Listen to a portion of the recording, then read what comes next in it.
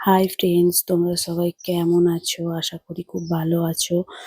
তো আমি একটা ভিডিও নিয়ে এসেছি যেটাতে তোমার যাদের যাদের ওয়াশিং মেশিন আছে, ঠিক আছে, ইঁদুরের জ্বালায় খুব প্রবলেম হচ্ছে ইঁদুরের জন্য।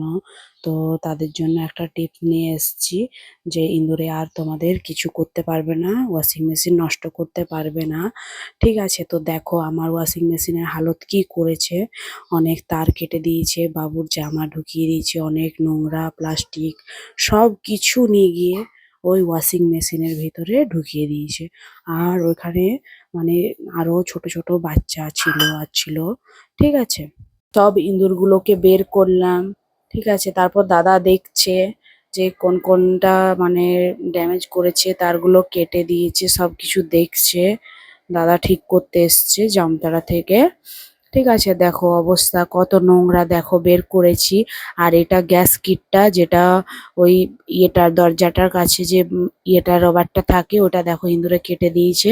আমি যখন কাচছিলাম জামা কাপড়, তো সব মানে জল বের হয়ে যাচ্ছিল, ফেনা বার হচ্ছিল, বুঝতেই পারছিলাম না কি থেকে হচ্ছিল। তো দাদাকে ডাকলাম, দাদা দেখলো, তো ওইটা গ্যাস কিটটা চেঞ্জ করলো। তো তোমরা এইরকম পাতলা তার নিয়ে আসবে, ঠিক আছে, একদম ছোট ছোট ছিদ্র থাকবে, তো ওইটা নিচে, ঠিক আছে, ইয়ে করে দেবে, স্ক্রু দিয়ে টাইট করে জায়গা আছে ওইগুলো লাগাবার জন্য, তো লাগিয়ে দেবে। তো আর ইঁদুর ঢুকতে পারবে না। ঠিক আছে, এরকম পাতলা তারের জাল টাইপের নিয়ে আসবে।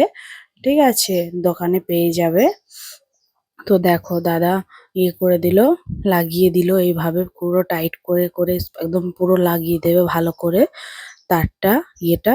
দেখো তারপর ঠিক হয়ে গেল, অনেক তার আরে সব কিছু চেঞ্জ করে দিয়েছে। এই দেখো এমনি ভাবে লাগিয়ে দাও, ওর আর ইঁদুর ঢুকতে পারবে না। তো এই বুদ্ধিটা কেমন লাগলো কমেন্টে নিশ্চয়ই জানাবে আমাকে।